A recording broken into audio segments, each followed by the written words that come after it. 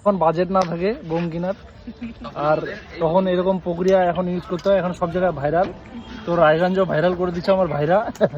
সব ভাইরা যে রেডি করতেছে মাল মশলা। কি দিয়ে বানাচ্ছে এটা? দানা রেডি হয়ে আছে, পুরো দানা রেডি হয়ে আছে। সামান্য 2টা পাইপ। চলো চলো দেখাচ্ছে কি ব্যাপার। ডাইরেক্ট পাকিস্তানের দিকে অ্যাঙ্গেল কর।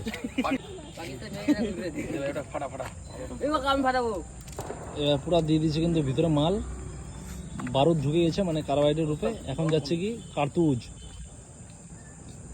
পুরা ঝাঁকাবে, পুরা ঝাঁকাবে।